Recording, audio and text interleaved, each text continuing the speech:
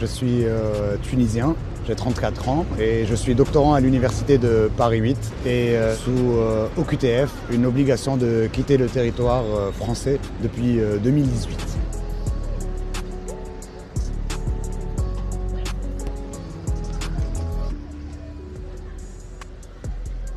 On est à la Maison de la Recherche, c'est le lieu un peu consacré pour les doctorants. Et en fait, voilà, je viens là chaque matin pour travailler.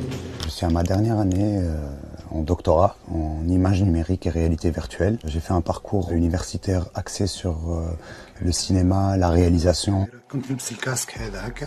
Je suis en train de travailler sur les 300 pages que j'ai déjà pondues. Et maintenant, je relis, je corrige, je vérifie mes sources, je mets des photos.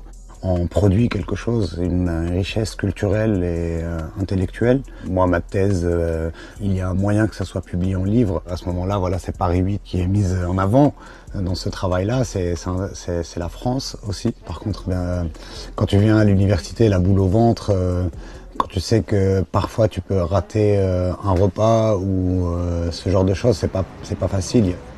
La situation dans laquelle je me trouve me plonge dans une grande précarité.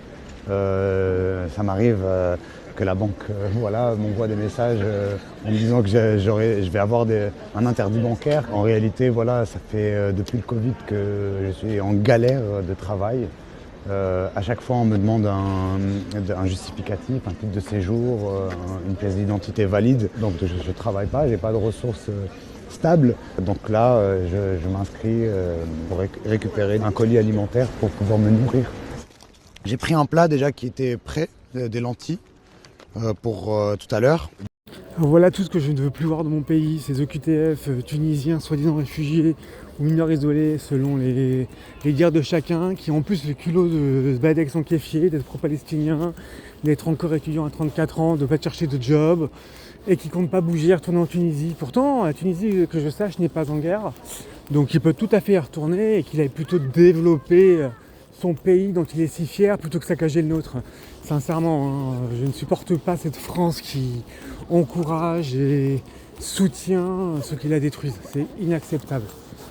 Après, est-ce que les deux faits sont liés? Malheureusement oui. Est-ce que l'Europe veut détruire la France, veut détruire chacun de ses citoyens, veut que ce soit l'islam qui l'emporte partout dans le monde? J'ai toujours pas compris pourquoi, mais il faut vraiment lutter les amis.